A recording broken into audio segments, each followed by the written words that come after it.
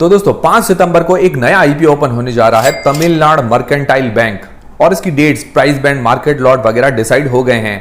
तो इस वीडियो के अंदर हम पूरा रिव्यू करेंगे तमिलनाडु मर्केंटाइल बैंक के आईपीओ का और जानेंगे कि इस आईपीओ में अप्लाई करना चाहिए या नहीं करना चाहिए। तो इस वीडियो के अंदर हम सबसे पहले बात करेंगे कि इसका आज की तारीख में लेटेस्ट ग्रे मार्केट का प्रीमियम कितना चल रहा है, मतलब हमें लगभग अंदाजन कितना लिस्टिंग गेन्स मिल सकता है। फिर दोस्तों बात करेंगे इस कंपनी की डिटेल्स के बारे में, मतलब ये कंपनी क्या काम करती है, किस सेक्टर के अंदर काम करती है और फ्यूचर वगैरह कैसा रह सकता है। और फिर दोस्तों इस कंपनी के फाइनेंशियल्स और फंडामेंटल्स देखेंगे, मतलब साल दर साल रेवेन्यू, प्रॉफिट कैसा जनरेट कर रही है, प्रॉफिट मेकिंग कंपनी है या लॉस मेकिंग कंपनी है, और उसके अलावा इसके फंडामेंटल्स कैसे हैं, मतलब अपने जो पीयर कंपीटिटर्स हैं उनसे ये कैसा परफॉर्मेंस कर रही है। फिर दोस्तों इस आईपीओ की डिटेल्स के बारे में हम जानेंगे और दोस्तों अंत में मैं आपको बताऊंगा कि इस आईपीओ में अप्लाई करना चाहिए या नहीं करना चाहिए, और करें तो लिस्टिंग गेन्स के हिसाब से करें या लॉन्ग टर्म के हिसाब से। तो सारी चीजें इस वीडियो के अंदर क्लियर करेंगे। तो देखिए दोस्तों, सबसे पहले इसका आज की तारीख में लेटेस्ट ग्रे मार्केट का प्रीमियम जान लेते हैं।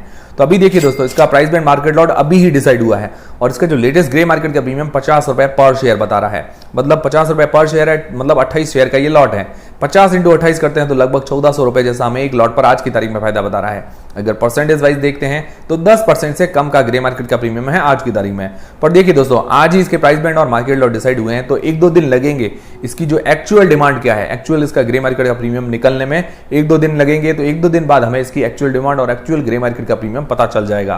तो अभी जल्दबाजी नहीं करनी है, ना कोई डिसीजन लेना है लिस्टिंग गेन्स के हिसाब से। तो मैं आपको डेली ग्रे मार्केट के प्रीमियम और सब्सक्रिप्शन पर अपडेट तो देता रहता हूं, बस आप बेल आइकन पर दबा के रख लीजिए और टेलीग्राम चैनल पर ज्वाइन करके रख लीजिए। इससे क्या है कि आपको वीडियो का नोटिफिकेशन हाथों हाथ मिल जाएगा और कोई भी वीडियो वगैरह जो है मिस नहीं होगा। उसकी लिंक आपको डिस्क्रिप्शन के अंदर मिल जाएगी।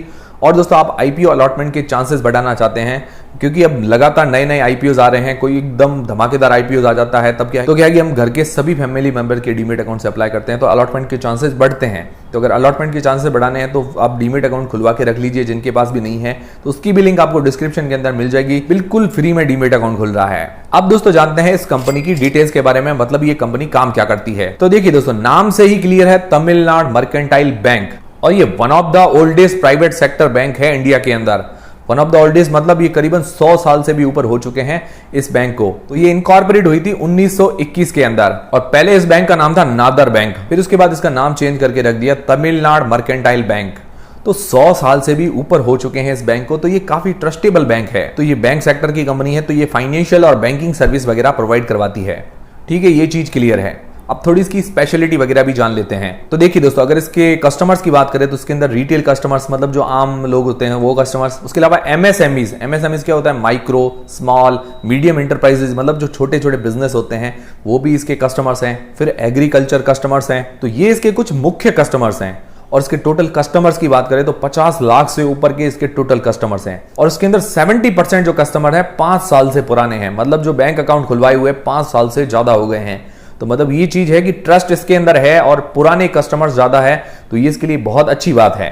फिर इसकी टोटल ब्रांचेस देखें, 31 मार्च 2022 तक अगर ब्रांचेस देखें तो 509 इसकी टोटल ब्रांचेस हैं, जिसके अंदर 369 सिर्फ तमिलनाडु के अंदर, मतलब स्पेशलाइजेशन अगर देखें तो तमिलनाडु के अंदर इसकी सबसे ज्यादा ब्रांचेस है। और बाकी जो ब्रांचेस है वो अदर स्टेट्स के अंदर है, जिसके अंदर 15 स्टेट्स और 4 यूनियन टेरिटरीज के अंदर इसके टोटल ब्रांचेस हैं। और अदर जो मुख्य स्टेट्स अगर हम देखते हैं, मेन स्टेट्स जिसके अंदर गुजरात है, महाराष्ट्र, कर्नाटका, आंध्र प्रदेश, वहां पर भी इसके ब्रांचेस वगैरह हैं। और उसके बाद आज की तारीख में टोटल 941 एटीएम्स है और 50 लाख से ज्यादा कस्टमर्स हैं। और बैंक के अंदर जो पैसे डिपॉजिट करवाते हैं, मतलब जमा करवाते हैं, उसकी जो ग्रोथ रेट है 8% की CAGR से इसकी जो डिपॉजिट रेट बढ़ी है।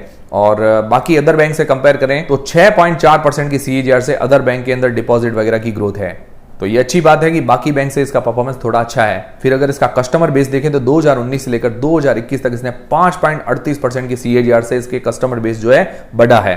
तो अब कंक्लूजन ये है कि अब हर जगह इसकी ब्रांचेस नहीं है, मतलब कुछ चुनिंदा स्टेट्स के अंदर इसकी ब्रांचेस है, स्पेशल तमिलनाडु के अंदर सबसे ज्यादा ब्रांचेस हैं। तो मतलब ऑल ओवर इंडिया हर जगह इसकी प्रेजेंस नहीं है, और बाकी जहां पर भी इसकी प्रेजेंस है तो वहां इसका बिजनेस और परफॉर्मेंस काफी अच्छा है। और सेक्टर वाइज देखिए तो कोई विशेष सेक्टर नहीं है, बैंकिंग सेक्टर की ये कंपनी है। तो अगर कंपनी के बारे में आपको समझ में आया है तो वीडियो को लाइक जरूर करें। फिर दोस्तों इसके फाइनेंशियल्स और फंडामेंटल्स हम देख लेते हैं। तो देखिए दोस्तों, अगर इसके फाइनेंशियल्स देखें 2020 से लेकर 2022 तक अगर इसके एसेट्स देखें तो लगातार बढ़े हैं। रेवेन्यू अगर इसका देखते हैं तो साल दर साल लगातार बढ़ रहा है। फिर दोस्तों अगर इसका प्रॉफिट देखें मतलब 2020 से लेकर 2022 तक, तो वो भी साल दर साल लगातार बढ़ रहा है। तो 2020 के अंदर था 464 करोड़, 2021 में बढ़कर हो गया 654 करोड़ और 2022 के अंदर बढ़कर हो गया 901 करोड़ रुपए। तो अगर 2022 के अंदर अगर इसका प्रॉफिट मार्जिन निकालते हैं 19.3% का प्रॉफिट मार्जिन निकल कर आता है, जो कि बहुत जबरदस्त इसका प्रॉफिट मार्जिन है। और 2020 के अंदर जो इसका प्रॉफिट मार्जिन था करीबन 11% का, और 11% से 19.3% की ग्रोथ बहुत जबरदस्त है। तो हर साल इसका प्रॉफिट मार्जिन बढ़ा है, नेटवर्थ इसकी जो है हर साल बढ़ रही है, और उसके अलावा इसके पास जो रिजर्व और सरप्लस अमाउंट है वो भी साल दर साल बढ़ रहा है। तो इसके लिए पॉजिटिव बात है, और ये फाइनेंशियली बहुत ज्यादा मजबूत कंपनी नजर आ रही है। तो दोस्तों इसके फाइनेंशियल तो काफी स्ट्रांग है। अब इसकी वैल्यूएशन हम देख लेते हैं, मतलब अपने पीयर कंपटीटर से ये कैसा परफॉर्मेंस कर रही है। तो देखिए दोस्तों अगर इसका 2022 के हिसाब से प्राइस टू अर्निंग रेशियो निकाले तो 12.40 का इसका प्राइस टू अर्निंग रेशियो निकल कर आता है, और इसका जो रेवेन्यू है 4656 करोड़ रुपए का। और जो इसका पीयर कंपटीटर है सिटी यूनियन, उसका जो पी निकल कर आता है 18.26 का, और उसका जो रेवेन्यू है 4800 करोड़ रुपए का 2022 के अंदर। तो सिटी यूनियन से ये सस्ता शेयर है। फिर दोस्तों डीसीबी बैंक, उसका जो पीई है 8 का, और उसका जो रेवेन्यू है 3900 करोड़ रुपए का, तो उससे थोड़ी सी महंगी वैल्यूएशन पर है। फिर दोस्तों फेडरल बैंक, जिसका पीई है 9.61 का, और उसका जो रेवेन्यू है 2022 के अंदर 16000 करोड़ रुपए का। तो फेडरल बैंक से 4 गुना छोटी कंपनी है रेवेन्यू के मामले में, तो उससे भी महंगी वैल्यूएशन पर ये लिस्ट होने जा रहा है। फिर दोस्तों साउथ इंडियन बैंक, जिसका पीई है 27.71 का, और उसका जो रेवेन्यू है 7600 करोड़ रुपए का, तो उससे सस्ती वैल्यूएशन पर है। मतलब किसी से महंगी वैल्यूएशन, किसी से सस्ती वैल्यूएशन। ओवरऑल अगर इसका रेवेन्यू वगैरह देखें, प्राइस टू अर्निंग रेशियो देखें, जो इसका प्राइस बैंड वगैरह है, तो उस हिसाब से ये काफी महंगा शेयर नजर आ रहा है। थोड़ी और सस्ती वैल्यूएशन पर ये शेयर होना चाहिए था। तो इसके फाइनेंशियल और फंडामेंटल के बारे में क्लियरिटी हो गई। अब दोस्तों इस आईपीओ की डिटेल्स के बारे में हम जान लेते हैं। तो दोस्तों ये आईपीओ जो ओपन होगा 5 सितंबर से लेकर 7 सितंबर के बीच में, और इसका जो प्राइस रखा गया है, प्राइस बैंड 500 रुपए से लेकर 525 रुपए के बीच में। और जैसा मैंने आपको शुरुआत में भी कहा था कि टेंटेटिव इसका प्राइस बैंड 500 रुपए के आसपास ही है, और ये 28 शेयर का लॉट है। तो 14,700 रुपए हमें मिनिमम एक लॉट के पीछे इन्वेस्ट करने पड़ेंगे। 2 लाख के अंदर में हम 13 लॉट अप्लाई कर सकते हैं, और टोटल इसका जो इश्यू साइज है 831 करोड़ रुपए का, पूरे फ्रेश मतलब नए शेयर जारी कर रही है। तो ये अच्छी बात है कि ओएफएस के अंदर कोई भी शेयर नहीं है, पर फिर भी इस कंपनी की फाइनेंशियल्स को देखते हुए मुझे ज्यादा जरूरत नहीं नजर आ रही है इस कंपनी को, जो ये पैसे उठा रही है इश्यू साइज जो फ्रेश इश्यू के अंदर। और बाकी कंपनी ने जो आईपीओ जारी करने का कारण बताया अपने कैपिटल रिक्वायरमेंट पूरा करने और एक्सपेंसेस वगैरह जो है उसको उठाने के लिए। और इसका क्यूआईबी पोर्शन 75% का है और रिटेल पोर्शन सिर्फ 10% का है। हालांकि कंपनी फाइनेंशियली स्ट्रांग है, पर फिर भी इसका रिटेल पोर्शन 10% क्यों रखा गया है ये समझ नहीं आ रहा है। और इसकी जो अलॉटमेंट की डेट है 12 सितंबर, और इसकी जो लिस्टिंग डेट है वो है 15 सितंबर। तो दोस्तों ये हो गई इस आईपीओ की डिटेल्स। अब दोस्तों 5वां सवाल ये आता है कि इस आईपीओ में अप्लाई करना चाहिए या नहीं करना चाहिए। तो देखिए दोस्तों, सबसे पहले लिस्टिंग गेन्स के हिसाब से अगर देखें तो इसका जो ग्रे मार्केट का प्रीमियम है 10% से आज की तारीख में कम का चल रहा है।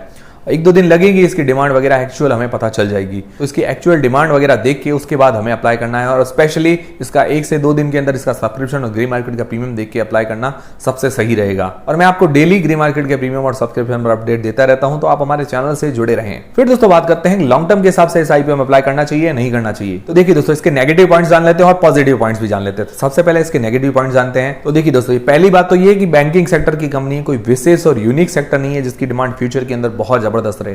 मतलब एक नॉर्मल सेक्टर है, इसकी जैसी और भी कंपनीज है मार्केट के अंदर अवेलेबल, और इससे भी अच्छी वैल्यूएशन पर है। दूसरी चीज, इसकी प्रेजेंस कुछ स्टेट्स के अंदर ही है, ऑल ओवर इंडिया इसकी प्रेजेंस नहीं है, और स्पेशली तमिलनाडु के अंदर इसकी प्रेजेंस है। तीसरी चीज, ये महंगी वैल्यूएशन पर लिस्ट होने जा रहा है। मतलब जो इसकी वैल्यूएशन है वो मुझे काफी महंगी नजर आ रही है, जिस हिसाब से ये रेवेन्यू वगैरह जनरेट कर रही है। उसका प्राइस बैंड भी मुझे काफी महंगा नजर आ रहा है। थोड़ी सस्ती वैल्यूएशन पर ये शेयर होना चाहिए था। तो ये थे इसके नेगेटिव पॉइंट्स। नेगेटिव पॉइंट्स ज्यादा नहीं है। फिर दोस्तों इसके पॉजिटिव पॉइंट्स भी हम जान लेते हैं।